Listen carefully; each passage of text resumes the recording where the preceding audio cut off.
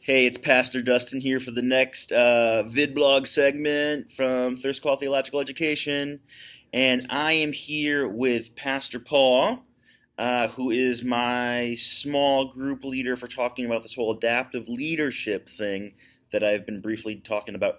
But since he's probably better at articulating it than I am, I asked him if he would just talk a little bit about the whole adaptive leadership thing and how it's benefiting us pastors in different ministry settings and other people in different ministry settings as well.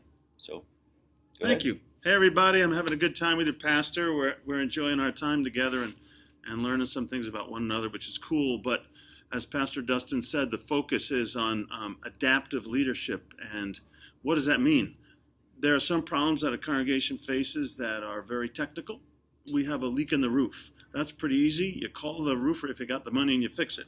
There are other problems that a congregation faces or challenges that come from both within or outside the congregation. You're like, what do we do about that? And those are adaptive challenges usually.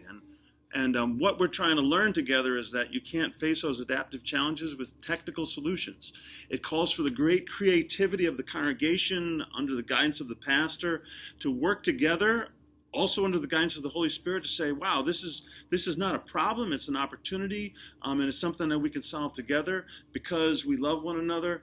And so it calls for the brainstorming of the whole congregation to get together. And what we're doing specifically here is we're teaching Pastor Dustin and the others who are gathered how they can practice that, given a real-life example. So a person will present, this is the challenge we face in our congregation, and there's a whole process that they go through to understand that, and then and I like this part of it. It's not to say, okay, so you should do X, Y, and Z, but here's some possible ideas that you can use. And it draws out the sense of the pastor's role, the congregation's role, and what opportunities you have. And it also does that in a very supportive way. Plus, you should know we're spending a lot of time in prayer together for you and for one another. So that's a really cool part of what we're doing here. Pastor Paul, what's one of the other things you've been spending a lot of time on, especially this morning, talking about?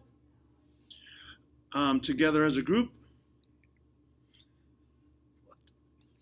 Oh, I'm sorry. I forgot. We also found out a lot about your lovely mascot, Willie Bear, and what a joy he must be to have around when he's behaving appropriately. So that's been really cool to know that he's part of your congregation. Absolutely. And the last thing I will say, Pastor Paul, and to everyone that back home in Schenectady, is that the reason I love this adaptive leadership model so much is that it just creates such, I've been finding it creates such space for the Holy Spirit to work in these conversations, and especially since our congregation, it's our mission to be a spirit-filled congregation or church, I guess, following Jesus Christ.